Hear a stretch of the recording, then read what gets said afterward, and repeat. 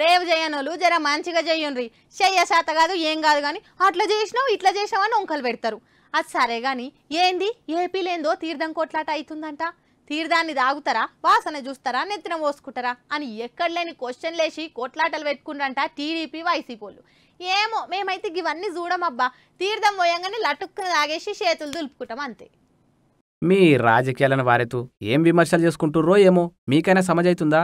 అగో ఏంది పండగ పూట కోపానికి వస్తుండ్రా అనుకుంటుర్రా? ఏం చేస్తాం మరి? ఏపీలో చిత్రం పంచాయతీలు అవుతున్నాయంట. మళ్ళా నిన్న తాడేపల్లిగూడెం క్యాంప్ ఆఫీస్లా సీఎం జగన్ భారతీ మేడం భోగి మంటలేసి సంక్రాంతి సంబరాలను సురు చేసిరు కదా. అట్లనే దేవునికి పూజ చేసి పంతులిచ్చిన తీర్థం తీసుకుండ్రు.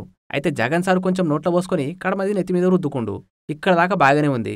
ఇక భారతి మేడం కూడా తీర్థాన్ని కళ్ళకు అద్దుకొని తీసుకుంది. అయితే భారతి మేడం తీర్థం తీసుకునే విధానాన్ని తప్పుపడుతుర్రు టీడీపోలు. ఎవరైనా తీర్థాన్ని ముక్కుతో వాసన చూసి తీసుకుంటారా? ఇదెక్కడి ఆచారం, ఇదేం పద్ధతమ్మా భారతమ్మ అని విమర్శలు చేస్తుండ్రు. తీర్థాన్ని తాగడమో లేకపోతే జగన్ సార్ లెక్క నెత్తికి పూసుకోవడమో చేస్తుంటారు గాని వాసన చూడరమ్మా అని కౌంటర్లేస్తుండ్రు. ఇంత కథ జరుగుతుంటే వైసీపీ ఒలుకుంటారా? అరే అయ్యా, ఆమె తీర్థాన్ని వాసన చూడలేదు, కళ్ళకద్దుకొని తాగి అటెన్క నెత్తి మీద పూసుకుంది.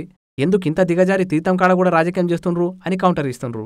ఇక వీళ్ళ చిత్రం పంచాయతీ చూసి సోషల్ మీడియాలో నెటిజన్లు పొట్టు తిడుతుర్రు.